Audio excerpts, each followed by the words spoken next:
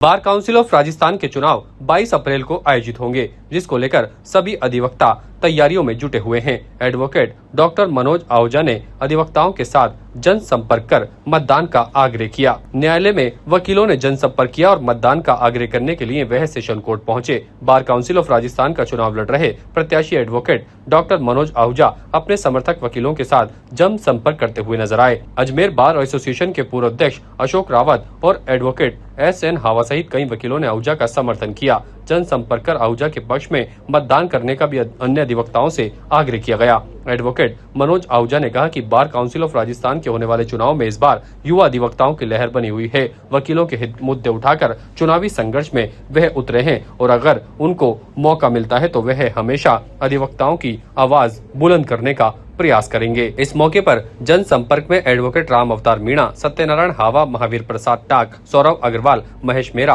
संदीप अग्रवाल और अन्य अधिवक्ता मौजूद रहे। वैसे तो हमारे हर बार के अलग अलग मुद्दे हैं, लेकिन जो बड़े तौर पे मेन मुद्दे जो है हमारे यहाँ 25 साल की उम्र में जाकर के कोई वकील बनता है, उसके बाद लगभग 5 साल तक उसको संघर्ष करना पड़ता है। तो उन बच्चों जो युवा साथी है उनको मानदेय राशि मिलनी चाहिए।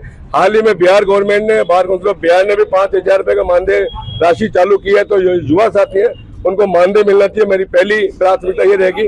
सीनियर एडवोकेट जो है जिनको हमारे बार काउंसिल अभी 50 साल के बाद रिटायरमेंट दे रही है और मात्र 8 लाख रुपए की राशि दे रही है। तो दूसरा मेरा मुद्दा ये है कि गवर्नमेंट सर्वेंट भी 60 साल में रिटायर हो जाता है, 25 साल में वकील बनने वाला होता है, तो 35 साल की आयु के बाद उनको रिटायरमेंट देना चाहिए और लगभग 25 लाख रुपए की राशि दी जानी चाहिए। ये मेरा दूसरा मुद्दा है। तीसरा मुद्दा ये है कि मेरा एडवोकेट को हेल्थ पॉलिसी मिलनी चाहिए, क्योंकि कभी भी आज की बड़ी बीमारी किसी को भी लग सकती है। सरकार की तरफ से एडवोकेट को कोई राशि नहीं दी जा रही है, कोई हेल्थ पॉलिसी नहीं दी जा रही है, न बार काउंसिल की तरफ से दी जा रही है। तो तीसरा जो मेरा मुद्दा है वो ये है कि सभी एडवोकेट को हेल्थ पॉलिसी जारी होनी चाहिए, फिर चाहे उसका आधा पैसा बार काउंसिल करे, आधा पैसा बार एसोसिएशन करे। चौथा मेरा जो सबसे बड़ा मेन मुद्दा है एडवोकेट प्रोटेक्शन एक्ट। आज हम वकालत करते हैं, हम कई अनवांटेड हमारे दुश्मन है, मैं जिसकी पैरवी करता हूँ सामने वाला मेरे से नाराज है, तो वो आए दिन वकीलों के ऊपर हमले हो रहे हैं, हम देखते हैं उनके परिवार के ऊपर हमले हो रहे हैं। तो एडवोकेट प्रोटेक्शन एक्ट लागू होना चाहिए, जो 3 साल पहले लागू होकर के पेंडिंग पड़ा हुआ है।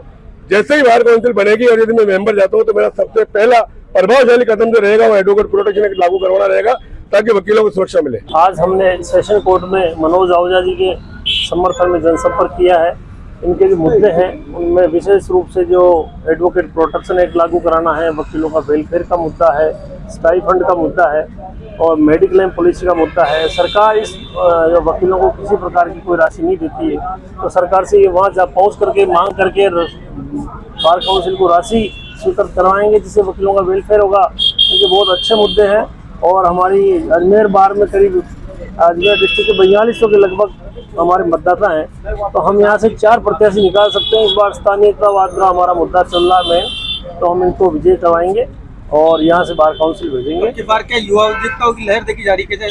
बिल्कुल, इसमें कोई दो राय नहीं है, क्योंकि जो पूर्व में बार काउंसिल में जो सदस्य चुन के गए हैं उनके द्वारा नकारात्मक रुझान रहा है। इसको लेकर के स्थानीयतावाद चला है और कई नए और जो यंग अधिवक्ता आए हैं उनमें नई एनर्जी है, नया जोश है और वो अच्छा काम करेंगे। इसी को चलते हमने इनका समर्थन किया है और जो हमारे यहाँ हम तो स्थानीयवाद जितने भी है सभी लोगों को हमारे स्थानीय को वोट देंगे। ताज़ा खबरों के लिए देखते रहें सरेराह न्यूज। अपना फोन उठाएं और सब्सक्राइब करना ना भूलें।